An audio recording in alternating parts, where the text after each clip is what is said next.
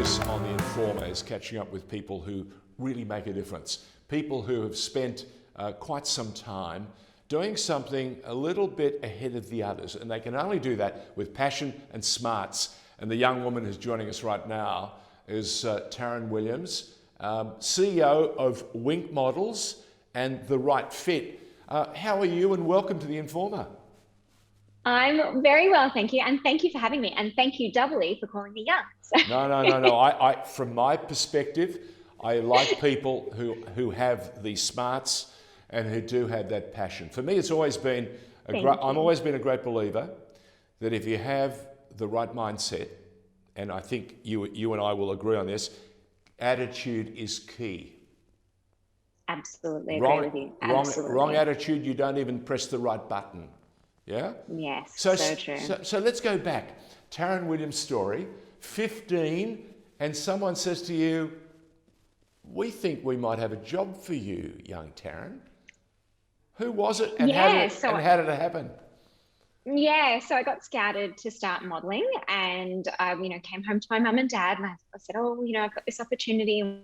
What do you think? And they were really supportive. And I said, if you want to give it a go and you want to try it, then we'll support you to do that. Obviously, as long as it doesn't interfere with your schoolwork. And so I started doing the odd job here and there, and I really enjoyed it. And when I moved to Canberra to go to uni, my modelling career just really took off, and I was getting lots of great bookings and able to travel overseas and work with some amazing brands and see just lots of incredible experiences that I wouldn't have been able to do without that kind of background. Taryn, those experiences though are what have fired up your imagination to look into business. I mean, did you say to yourself, our days are numbered in front of the camera, but while I'm here, I can also do some other stuff. And you've also, I bet, had a good long look and seen the shortcomings and the failings of other modelling houses and said to yourself, people can do this better. In fact, I'm going to do better. Was that some of the mindset? Yeah, and blissful naivety of youth, right? You don't know how hard it's going to be. I was 21 when I started my first agency. So I think one of the amazing things about the modelling industry is that you're exposed to so many incredible business leaders. I got to meet so many amazing entrepreneurs and creative directors and lots of people who are freelancing or running their own businesses. So it meant that I didn't probably realize that not going in and getting a 9-to-5 job and climbing the corporate ladder was really anything different. And so, with this sort of blissful naivety, I saw a lot of the things that you just touched on, and a lot of the inefficiencies and inequalities in the industry, and that it was going to be a short-term career, and that there was a lot of things that I just thought were very simple to be done better. And so I thought, well, right, I'm just going to start my own agency, and I've got these great contacts and I understand how it works, but I'm going to treat everyone with decency and respect. I'm going to pay them on time, and I'm going to be an extension of our clients' teams, and I want it to be a really positive experience for everyone. And so, I started Wink Models, the first business, when I was 21. And you did that with, a little bit extra gumption. You put your own money into it. What is it, 30 or 40,000? What did you... Yeah, it was about 30 grand. Wow. I'd saved up over all my modelling years and all my waitressing tips from, when I was a teenager, and decided that I was going to invest in this business. And thankfully it was, the good old days where starting a business was quite inexpensive. I could, and in the industry we happened to be in, I needed a laptop, I needed a website, a mobile phone, and I was ready to go. And so I poured my life savings into it. Now, you said you poured your life savings into it. You also would have poured a whole bunch of experiences, because from Wink Models, and you're doing much, much more. You're also affecting the lives of a bunch of influencers, young people who have got something about them, and you've shown them a better way, haven't you? It was really important to me that we built, in both of my businesses, in Wink and The Right Fit, that we built a community that was really safe and celebratory for talent, because often we find people in that career are usually in some of the most challenging periods of their life. It might be moving out of home for the first time, or graduating uni or moving away to go to uni or going through their first big breakup and all of these things that are quite a pivotal time. And you don't really realize that if you don't have those usual work experiences of going to an office 9 to 5 and having that support network, that a lot of those people didn't have that. And so I wanted our community to really be an extension of their family and to be there for them and allow them to stay in the industry for longer because they felt supported. They were, financially remunerated correctly, and they could rely on those sources of income. So it became a viable career for them.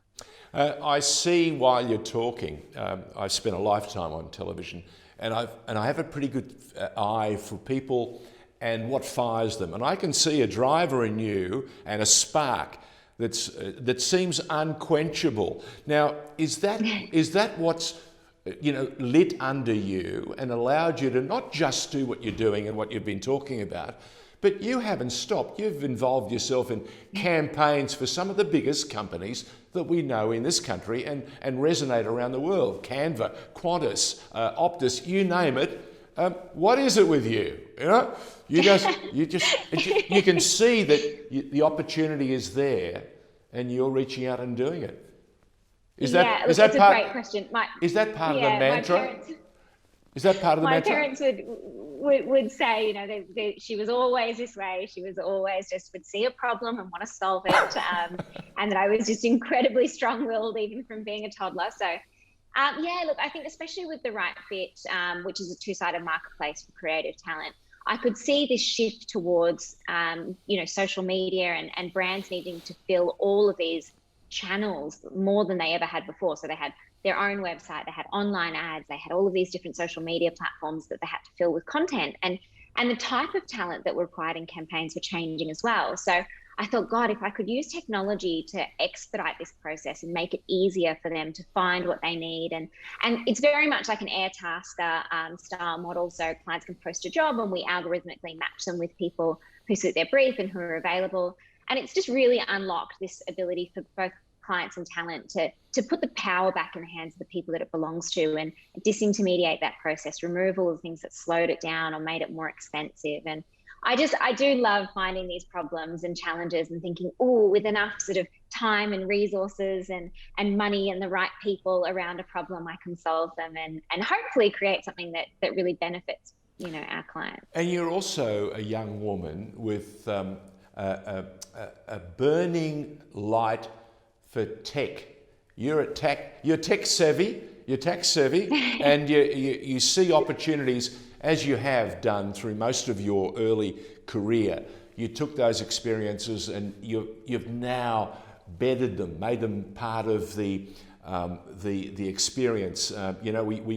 We send journalists out and make them foreign correspondents, and we embed them in major challenges, and they do a tremendous job. You seem to be doing that also with technology. Thank you.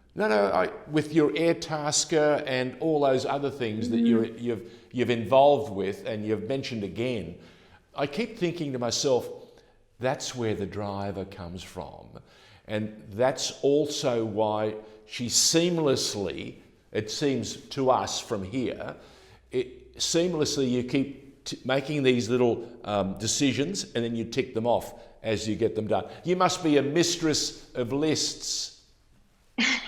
I am. My team will tell you I've got project management boards and Jira boards and everything is all set up and scheduled. And if it's not in my diary, it doesn't happen. I'm an absolute control freak of my time and my lists. So yes. Yeah, that's good advice, isn't it? Yeah, it just goes to show you that the best and the brightest have a method and they stick to it. And it's yes, there are flexible moments, but there are also the must-haves, the must-dos. So here's the question for you, Miss Taryn.